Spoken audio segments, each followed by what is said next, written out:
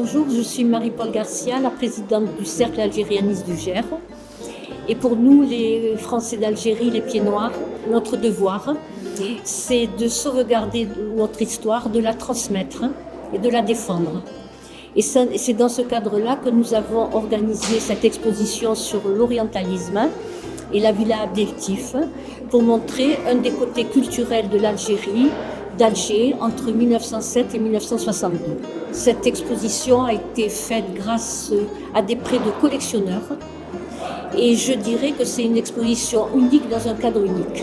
Voilà, et nous avons décidé de mettre cette exposition en hommage à Guy Forzi. Guy Forzi qui était né à Vialard, et à 20 km de mon village natal de Bourbaki.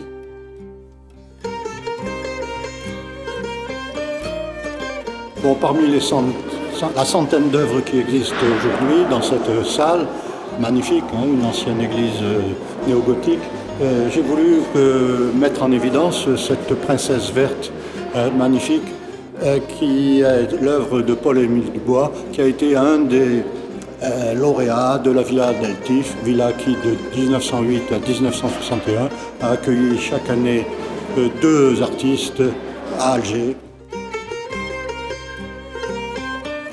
Je voudrais aussi vous présenter cette magnifique Jeanne d'Arc bergère qui a reçu le prix Chenevac en 1934, qui est une œuvre d'André Grec, un sculpteur qui a été également Grand Prix de Rome à deux reprises, deuxième prix de Rome en 1937 et premier prix en 1938, qui a été un des lauréats de la Villa Médicis de Rome.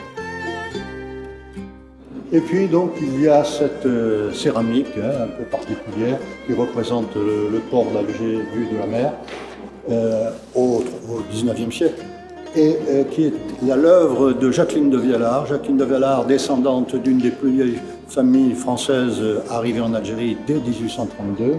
Ils étaient originaires du Tarn.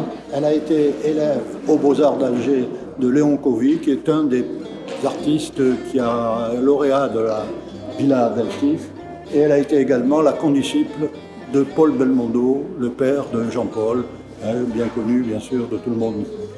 Elle est aussi la mère d'un des contributeurs à cette exposition, Pierre Châtelus de Vialard. On est très heureux de cette exposition qui est organisée par Marie-Paul. Et surtout, on est très heureux qu'elle soit fait en hommage de mon père. C'est vraiment quelque chose qu'il aurait adoré.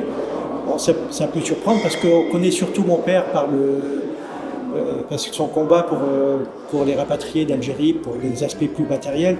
Par contre, il était également très attaché à tout ce qui était mémoriel, à tout ce qui était transmission. Et alors, il était particulièrement fier de la peinture parce qu'il était lui-même peintre. Chaque fois qu'on partait en voyage, papa s'arrêtait, il se mettait sur le bord de la route ou alors quand on sortait de la maison où on était et puis il allait peindre.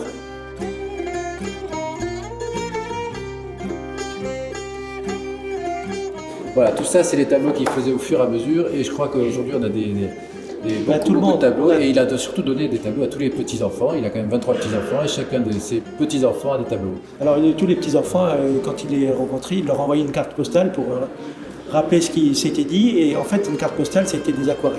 Après il a été formé notamment par Pierre-Eugène Clérin après-guerre qui a été exposé ici, qui avait été pensionnaire de la Villa Abdeltif. Je pense qu'il a eu une vie un petit peu d'aventurier. Hein. Il a commencé par 17 ans à faire toute la guerre, enfin tout le débarquement en Provence. Il est remonté jusqu'en Alsace. Ensuite, c'était un des premiers à aller aux États-Unis. Ensuite, il a fait sur la guerre d'Algérie. Il a été le numéro 2 sur les barricades avec Pierre Lagaillarde. Et ensuite, quand il est rentré en France, il a toute sa vie a été un combat pour les rapatriés. Et on remercie vraiment le Cercle algérianiste de l'avoir mis à l'honneur pour cette exposition. Ouais.